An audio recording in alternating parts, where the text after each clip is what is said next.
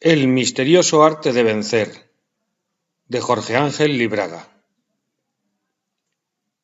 En el acto de estar erguido como una lanza que avanza contra el viento a través de la niebla, más allá de lo conocido y lo desconocido, reside el ser filósofo.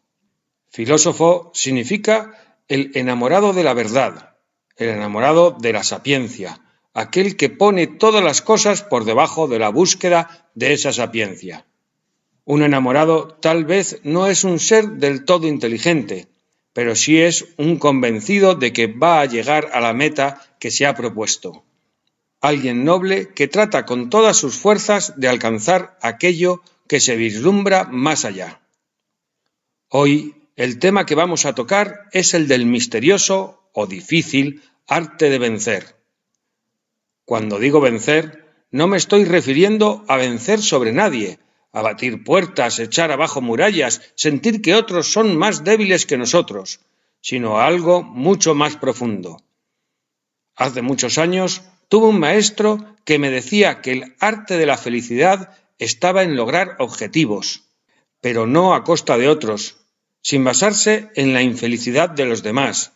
Y en cierta forma, el arte de vencer consiste en poder llegar a nuestras metas sin utilizar a los demás como peldaños, sin encaramarnos sobre la cabeza de los débiles, sin pisotear a aquellos que aparentemente nos están cerrando el paso, sino de una manera muy diferente, de todo corazón y con toda fuerza. ¿Qué es este difícil o misterioso arte de vencer? Hay personas que, parece ser, vienen al mundo con una estrella y todo les sale bien. Hay otras, en cambio, a las cuales les es muy difícil lograr cada cosa, y encontrarnos a veces a los elegidos de la historia que con su sola presencia pueden hacer verdaderos milagros. ¿Y cuántas veces, mis queridos amigos, cuántas veces nosotros nos encontramos en la vida queriendo hacer una proeza, algo maravilloso, pretendiendo avanzar de tal manera que todos nos vean, nos sigan y, sin embargo, tan solo podemos dar pequeños pasos? ¿Cuántas veces querríamos cantar como cantan los mirlos? ¿Cuántas veces querríamos volar y, sin embargo, solamente salen de nuestra garganta pequeñas voces oscuras, o nos vemos limitados a tener que andar sobre nuestros pasos, andar y andar hacia ese horizonte que nunca acaba? De ahí, entonces, que nos preguntemos, de todo corazón como filósofos, ¿en qué consiste el arte de vencer? ¿Por qué algunos vencen y otros no lo pueden hacer? Tal vez, mis queridos amigos, la vida sea como el cable del micrófono que tengo en las manos, del que uno no sabe exactamente qué longitud tiene, y hay que estar preparados y sensibilizados para notar cuándo llegamos al final, cuándo nos está avisando de alguna manera la adversidad de que hasta aquí podemos llegar. El acto de vencer, entonces, no sería convertirnos todos en Alejandro, porque no todos podemos ser Alejandro, ni Alejandro puede ser tampoco cada uno de nosotros. Cada cual es lo que es, y el arte consiste en ser lo que nosotros somos realmente, en nuestra verdadera, en nuestra propia dimensión, sea cual sea nuestro tamaño. Hoy todo lo imaginamos a través de fórmulas, todos los triunfos y las soluciones, las ideas a través de sistemas. Si algo va mal, está fallando el sistema político. Si tenemos problemas económicos, falla la administración. Y no nos llegamos a preguntar en un momento dado, ¿no será algo humano? ¿De alguna forma, no seré yo? ¿Hasta dónde llega el valor de los sistemas? ¿Hasta dónde el verdadero valor no estará en esa pizca de Dios enamorada que es el hombre? El hombre tiene su valor fundamental. Por eso los antiguos no trataban de comunicar a ese hombre verdades extraordinarias, cosas misteriosísimas, sino que trataban más bien de lavarlo, limpiarlo de todas las cosas del mundo, despejarlo de su propia animalidad, de sus temores, de todo aquello que pudiese impedir su marcha, para que pudiese surgir de dentro hacia afuera, como el loto blanco, desde el corazón mismo de las cosas, y alzarse hasta esa epopeya de llegar al final de cada cosa, que está representada en las columnas cuando vemos abrir sus capiteles, a muchos metros del suelo. Ninguna columna abre su capitel debajo, todas lo hacen arriba. Los antiguos nos han dejado un legado de enseñanzas sobre esto archivado en sus imágenes. Las antiguas civilizaciones se ejercitaban generalmente a través de 4 grandes grupos de pruebas: tierra, agua, aire y fuego. Esotéricamente, o sea, exteriormente, esto tiene que ver realmente con la tierra, el agua, el aire y el fuego, pero esotéricamente tiene que ver con ciertos componentes de nuestra personalidad, o sea, con nuestro cuerpo físico, nuestro vehículo de energías, nuestro vehículo psicológico y nuestro vehículo mental, aquel del cual surgen todas las cosas que nosotros recibimos, obtenemos y ofrecemos. Pero las pruebas en sí eran de carácter realmente físico y reales, muy reales. Uno de los grandes errores que cometemos es que nosotros, frente a una escalera, miramos el conjunto y nos planteamos el subir o no toda la escalera. Esa no es posición psicológica adecuada para enfrentar la adversidad, sino que hemos de plantearnos subir peldaño a peldaño. ¿Cuál es mi problema inmediato? Este peldaño, no ese ni aquel. Si mantenemos la mirada exageradamente alta, cosa que a veces le sucede a muchos idealistas, a muchos espiritualistas, es fácil tropezar con los primeros escalones y rodar al abismo. Hay que saber dónde se quiere llegar, paso a paso, lentamente, y sin, digamos, planificarlo demasiado. Si sabemos estirar nuestra mano, siempre va a haber algún ángel bondadoso, real o soñado, que cogerá nuestra diestra y nos ayudará en el camino. Vosotros sabéis que las mejores espadas se hacen a golpes y se pasan del calor al frío, del frío al calor, de una manera verdaderamente brutal. ¿No necesitaremos también nosotros ser templados? ¿Recibir los golpes de la vida como la espada recibe los golpes sobre el yunque? El que haya visto alguna vez trabajar un yunque sabrá que junto a los martillazos se puede escuchar otro sonido. Son los gritos del metal, que se siente aplastado. Sí, la espada grita, pero permanece, grita y permanece, hasta que, al fin, ese hierro, que no era nada más que un metal simple y sencillo, se convierte, por los golpes y por haber sido inmerso en las aguas frías o en la misteriosa sustancia de la aleación, en desnuda hoja de acero, y entonces adquiere dureza, corte y elasticidad. ¿No será de alguna forma similar al proceso de nuestra propia forja en la vida? Tenemos que volver a lograr ese temple interior, entender que caer es simplemente para levantarse otra vez.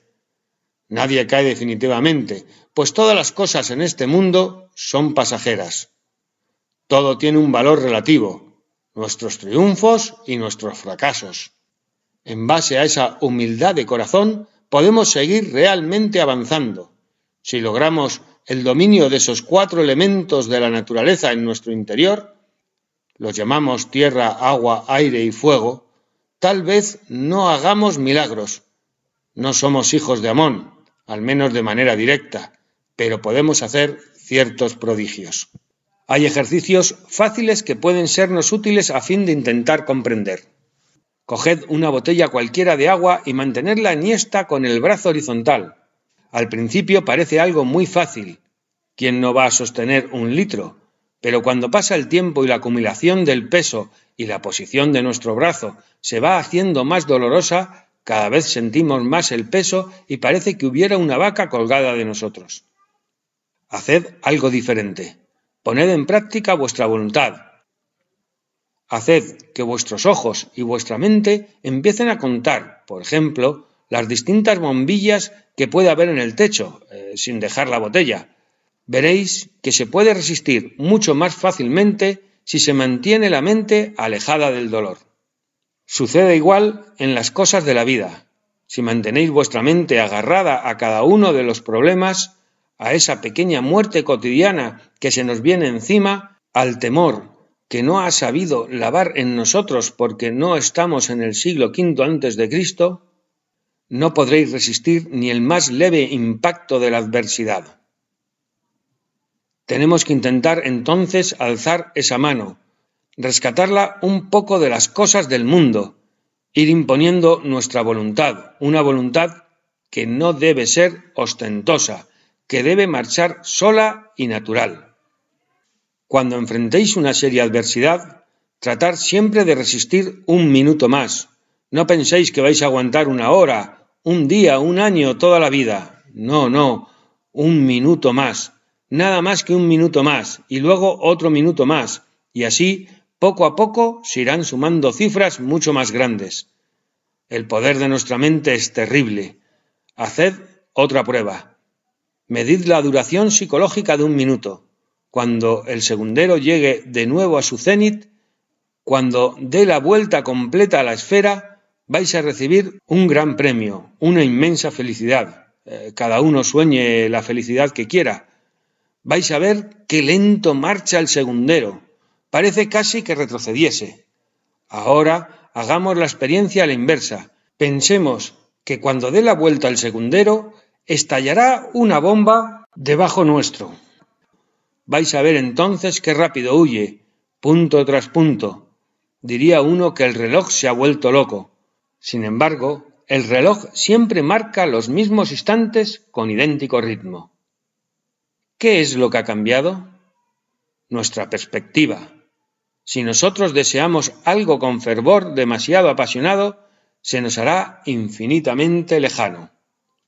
Debemos saber dar a la vida el valor que realmente tiene. Entonces vamos a obtener una dimensión mucho más verídica de todo lo que nos sucede. Hoy, generalmente corremos tras el dinero, la fama, el reconocimiento, un automóvil mejor, un piso más grande, la última nevera que salió, que hace los cubitos redondos. Así estamos siempre en tensión. Nada nos basta, porque siempre nos parece que tenemos poco, que necesitamos algo nuevo. Ese es el gran fantasma del consumismo, que nos han incrustado en el alma, y es una de las peores formas de materialismo. Sepamos conformarnos con cosas sencillas. Yo no digo renunciar a tener más, digo simplemente estar en paz con el propio corazón. Y luego ver de qué manera podemos prosperar un poco más. El secreto está en saber realmente qué es lo que podemos hacer, cómo lo podemos hacer y poner toda nuestra atención y toda nuestra fuerza en ello. En verdad, tenemos más fuerza de lo que creemos. Cada uno de nosotros, por pequeño que sea, tiene grandes posibilidades. Algunos pensarán, yo no voy a escribir poesía porque igual, ¿quién me las va a editar? No soy tan bueno. Perdamos un poco ese sentido de la comparación, de la competición, esa especie de deporte insano donde nos han metido. Salgamos de esa mentalidad y hagamos las cosas por la cosa en sí. Si os vienen al alma poesías, si os bajan poesías como bajan los pájaros sobre los nidos, recibidlas, mantenedlas, echadlas al vuelo. No importa que no las editen. Cuando no había imprenta, ¿cómo hacían los poetas? En la época de Safo, ¿cómo hacía la excelsa poetisa para llevar sus creaciones a todo el mundo y haber llegado hasta la Edad Media en que fueron desafortunadamente destruidas? No había imprentas ni editores, solo tenía poesías, y esas poesías se repetían de mano en mano poco a poco. No necesitábamos grandes medios para que nuestras creaciones y hallazgos sean reales. El libro que más quiero lo comencé a escribir cuando tenía 19 años, y no pensé jamás que sería editado. Simplemente lo escribía porque así lo sentía. ¿Cuántos hay que tienen dentro suyo libros, mensajes, tesoros, personajes? Hay que sacarlos, hay que tener la fuerza de extraerlos fuera de sí, mostrarlos al mundo, que está sediento de cosas espontáneas. El mundo está harto de que lo hablen a través de los grandes armazones de los sistemas y quiere que le hablen de corazón, de hombre a hombre, de mujer a mujer, de persona a persona. De ahí el viejo sentido romano de la concordia, corazón con corazón. Eso no es igualdad, no, la igualdad es estéril, sino que es algo que hace que se complementen lo uno con lo otro, como los dientes de un engranaje, en el que van entrando las salientes de unos en los huecos que dejan los demás. Y en ese entrar de salientes de unos en los huecos que dejan los demás, existe la posibilidad de transmitir la fuerza espiritual, fuerza física. ¿Qué más da? Fuerza interior. La fuerza interior que lleva en sus brazos la victoria.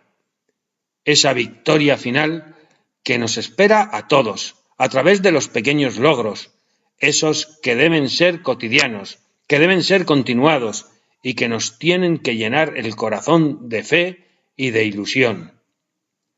Tal vez pintáis cuadros, tal vez hacéis dibujos, hacedlos. No importa que la gente los reconozca o no. Más allá de la gente, más allá del entorno, hay otro juez, un juez muy grande, tanto que no podemos decir qué tamaño tiene, tan bueno que no podemos imaginarlo, y tan justo que más allá de los actos, lee los corazones que inspiraron los actos. Y ese gran juez, de alguna forma, extenderá su capa sobre nosotros y abrigará nuestros pequeños logros, nuestras pequeñas ilusiones, los versos que nunca hemos escrito, los dibujos que no hemos realizado, los amores que no hemos tenido, las oportunidades que se nos escaparon, pero que viven de alguna forma mágica en ese mundo de redención sublime y que nos acompañarán a través de los milenios hacia una realización interior y total. Cada uno de nosotros, aun el más pequeño, aun el que se sienta más disminuido, aun el que crea que está más solo, tiene la capacidad de la victoria, tiene la capacidad de marchar y marchar a través de esos pequeños éxitos, de esos pequeños pasos que le van a lanzar poco a poco hacia adelante. No hacen falta fórmulas, tampoco apoyos especiales. Siempre se puede ir hacia adelante, perfeccionarse más y más. Cada uno de nosotros debe buscar su propia luz, su propio lugar. Y si estamos felices donde estamos, magnífico. Y si no estamos felices, podemos estarlo en otra parte. Lo fundamental es no hacer daño a nadie. Lo fundamental es quemar nuestra propia cera, no quemar la del vecino. Lo fundamental es tener luz. Hay que elegir. Suponed que tenemos una vela. ¿Queréis tener esa vela o queréis tener luz?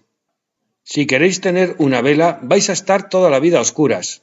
Si queréis tener luz, vais a tener que consumir esa vela. Coged una cerilla, raspadla y aplicarla, y dejar que se encienda la luz, esa luz que es siempre vertical como una espada luminosa. De cualquier manera, las cosas materiales caen, se resquebrajan y se van.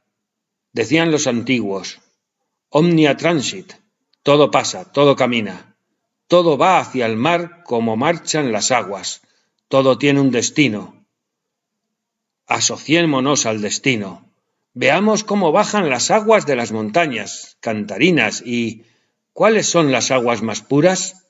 Aquellas que se golpean más sobre las piedras, aquellas que caen en cascadas y revientan en grandes pompas de espuma blanca. Las otras, las aguas cobardes, las que se quedan quietas en remanso, terminan por entrar en corrupción y ningún ser vivo puede habitar en ellas. ¿Dónde están aquellos hombres magníficos de otros tiempos? ¿Dónde están sino dentro nuestro? No se han olvidado, no se han perdido, simplemente los hemos sepultado con basura, con miedo, con incertidumbre. Quitémonos todo eso de encima y volveremos a ver otra vez los cascos emplumados y volveremos a ver otra vez la luz del cielo a través de las murallas rotas y volveremos a sentir nuestros pasos marchar acompasados con el batir de nuestro corazón batiendo dentro del pecho. Victoria, victoria, victoria.